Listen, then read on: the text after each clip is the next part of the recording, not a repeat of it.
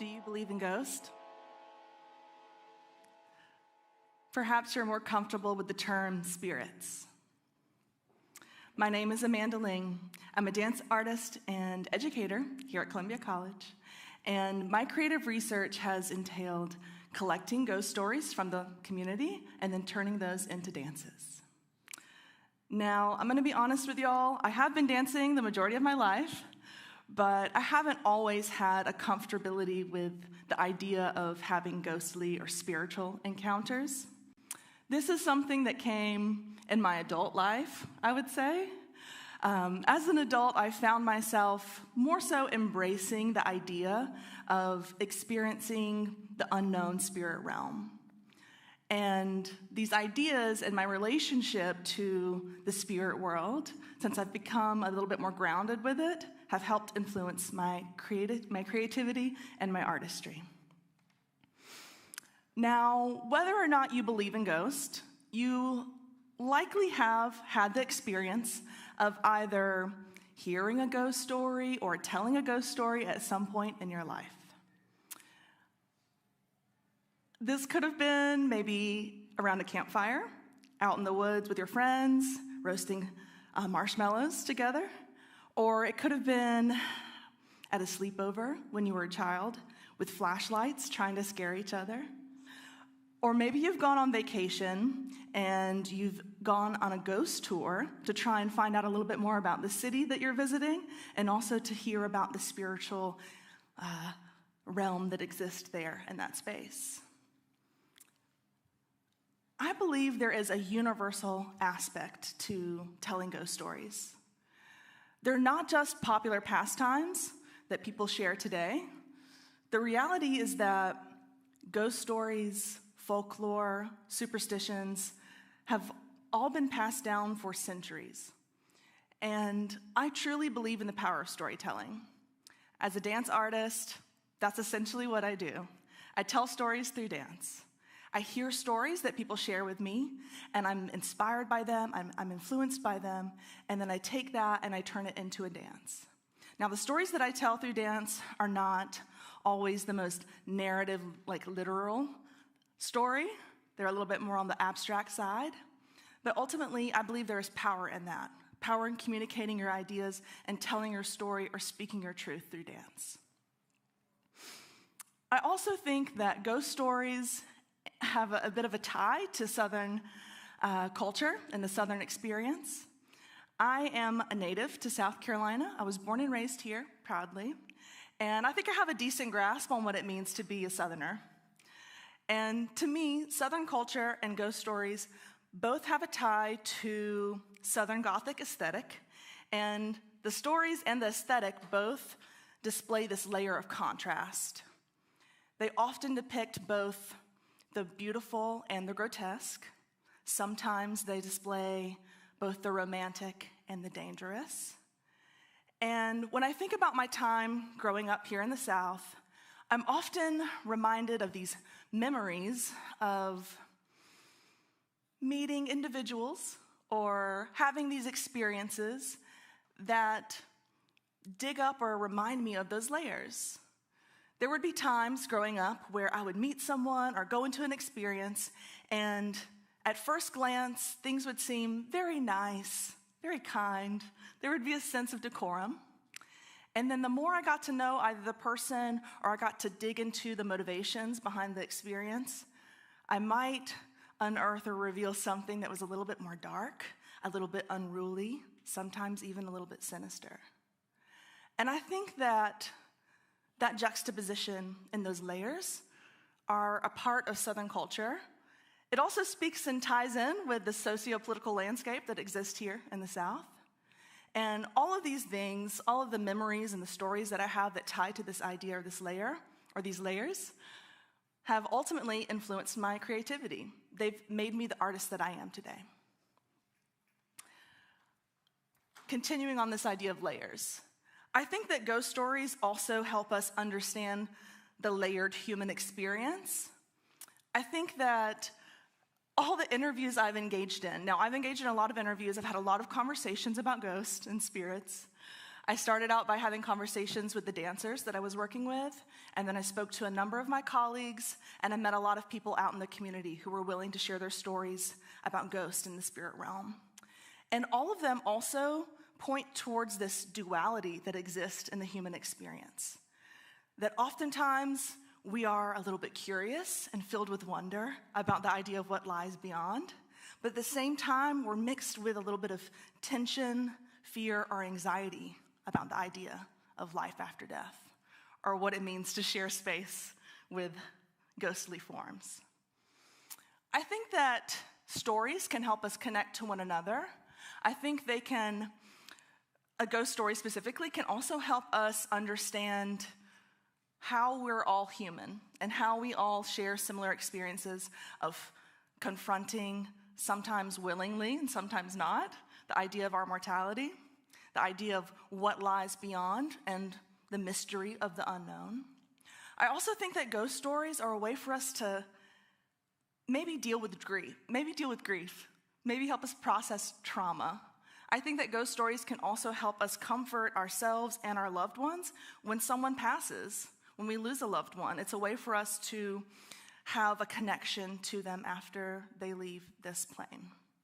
And I think that through these ghost stories, we're also able to connect with our ancestors, perhaps people who we never had a chance to meet. And that's what I found through having these interviews and having these conversations with people in our community. There's also the psychological aspect of why people enjoy telling ghost stories, why people enjoy watching scary movies, going to haunted houses, or listening to true crime podcasts. All right, let's be honest with each other.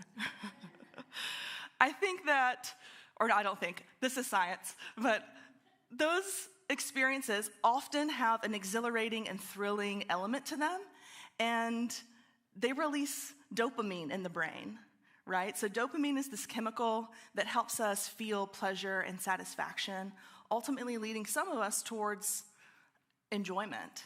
And so this isn't for everyone, but a lot of people really do enjoy being scared and having those types of experiences. I've been talking to a number of my colleagues, and I had a really great conversation with Patrick Faulds, who is our technical director of the theater here on campus. And he and I discussed the idea that, well, one, lots of theaters are known to be haunted. It's just kind of a classic theater culture that most theaters have a little bit of a ghostly or spiritual element to them. And we predicted that perhaps this is because creative individuals, performers, and artists are often the people who are really inhabiting those spaces the most. We thought about this and we discussed the idea that maybe that is the reason why ghosts choose those places to be, because oftentimes artists or creative people are a little bit more open to having that experience, and they lean into the idea of having that experience. This light that you see here on stage is called a ghost light. It's a part of theater culture. So if you know anything about what it means to work in a theater or be a performer, most theaters have a light like this. It's typically a standard pole with a bulb on it. Sometimes it has a cage on it, and sometimes it doesn't. But this is something that people do in the theater world as a part of a superstition tied to ghost. So it's called a ghost light because they turn it on after the show is over with and all the performers and stage workers have left. And it's meant to help keep mischievous spirits or ghosts who might cause mayhem in the theater at bay. And so this light also helps light the dance that I made. I was fortunate enough to also become friends with a number of people in our community. I met a man named Bill, and he works at our South Carolina State Library, and he shared a number of books and articles with me about ghost stories and ideas of people who have had these types of encounters. And over numerous cups of coffees, Bill and I talked about some of these ideas. And some of the stories that I found through the books that he lent to me there were these people who gained stock market advice from the whisperings of ghosts. There were people who gained a lot of financial success from hearing these whisperings of people who they believed to be spirits who told them which stocks to invest in, which I thought was interesting. Another one was about Rosemary Brown. This might be a familiar story, but Rosemary Brown is a woman who had a near-death experience, and she claims to have seen the other side. And she also claims to be visited by the ghost or spirits of famous composers. And Rosemary was never one to play the piano or have any musical talents, but after having this experience and these encounters, she magically was able to not only play these amazing symphonies by these renowned composers, but she was also able to play the unwritten versions of them, to play the elements that were missing or the next section of the composition. I think that's pretty cool. Bill also introduced me to his friend, Jane, who lives here in the Columbia community, and she was kind enough to invite me over to her home, a home that has also had a number of spiritual encounters. And while sitting in her dining room, we discussed some stories that she shared with me about hearing china clinking around downstairs when her and her family first moved in, even though they hadn't moved any of their dishes in just yet. And also the fact that she would smell pipe tobacco smoke in the home on a regular basis, and nobody in her family or no one who was coming to work on the house was smoking at all. And so she did some research to find out a little bit about the people who lived in the home before her. And she found out that the people who passed, who used to live there, the woman was really obsessive about her china collection, and the man was notorious for smoking a pipe. All of these stories have helped me make this dance. The dance is called Ghost, Conduit, Shadow, Ether. And each section, it's a series of solos, and each section highlights a different aspect of how we might confront the ghostly world or the spiritual realm. So the first section, titled Conduit, is about the idea of being a medium to a ghost, the idea of maybe having a seance or using a Ouija board to try and communicate with the other side. And the second section, titled Shadow, is about seeing shadows out of your peripheral vision and not being sure if you saw something or not. It's about the idea of feeling like someone's watching you even though you know you're alone, the idea of sensing a presence. And the last section, titled Ether, is about what lies beyond the veil. So some people describe there being a veil between worlds, and that maybe being the liminal space where spirits roam or where they exist. And so the last section is probably the most vague because it's the one that we're kind of investigating what the veil or what the ether maybe exists like. I've had some amazing collaborators to work on this piece with me. I have Chris Johnson here with me. He is our sound designer, and he composed an original score for this piece. Today, the solos that you're going to see are performed by Lane Scott, Diamond Mendez, and Brittany Dickerson. I also want to give a shout out to the dancers who I've worked with along this process. So many dancers have worked with me on this project, and they've been a part of previous iterations of this work. So I want to shout out to Amber Kynard and Vanessa Valdez and Rain Capers, who also performed in Ghost. So without further ado, this is Ghost, Conduit, Shadow, Ether.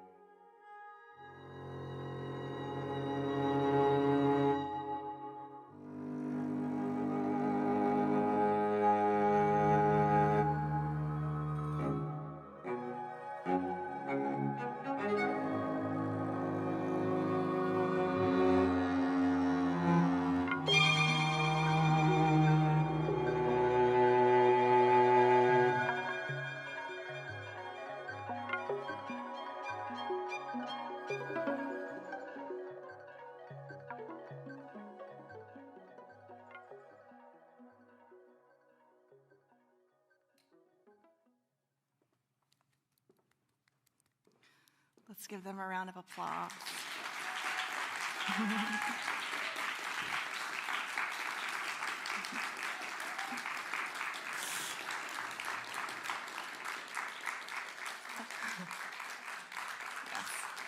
I hope that you all have enjoyed this journey of ghost stories and dance. And I hope that you all find ways to continue accessing the power of storytelling, be that through dance or other forms of art. Again, huge thank you to my collaborators, my colleagues, and the community members who shared their stories with me. And I also hope that the next time that you hear a ghost story, that you keep a sense of wonder about what exists beyond what you can see. Thank you.